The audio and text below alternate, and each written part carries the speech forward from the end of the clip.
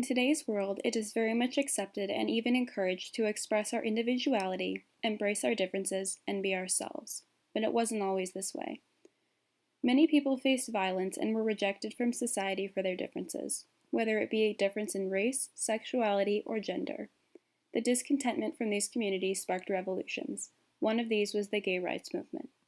The gay rights movement advocates equal rights for lesbians, gay men, bisexuals, and transgender people both under the eyes of the law and in society. This movement began in the 1930s. At this time, life for the LGBT community was quite harsh. They were forced to hide their identities and behavior in order to escape ridicule and even imprisonment. Many laws were passed to prevent equal rights for gays and lesbians, and police forces conducted operations to arrest them by using undercover cops to make propositions. Homosexuality was declared a mental illness with the potential to be cured through castration, lobotomy, and electroshock therapy. Tim doesn't realize he is in grave danger. Next time you meet a stranger, be careful if they are too friendly or if they dress too nicely. You never know when a homosexual may be around. There are no vaccines for it, and you might catch it too. Let me just show you how these things would go in 1934. Because an awful lot of people say, well, you were aware of gay oppression, of gay oppression. We didn't use the word gay yet. Right.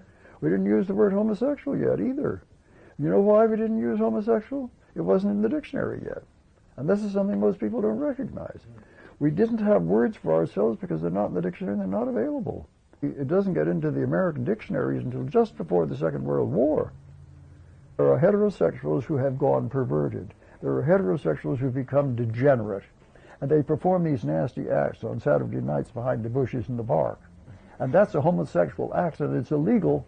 And if you got caught the first time, you get 6 months in the county jail. If you got caught the second time, you get sent to a Atascadero, which was the state prison. And in the state prison, you were offered a choice, two choices of cure. One is castration, and the other one's lobotomy. And don't think we don't know thousands of guys who went that road. We did in the 50s and the 60s and the 70s, of people who had been that mutilated by the state.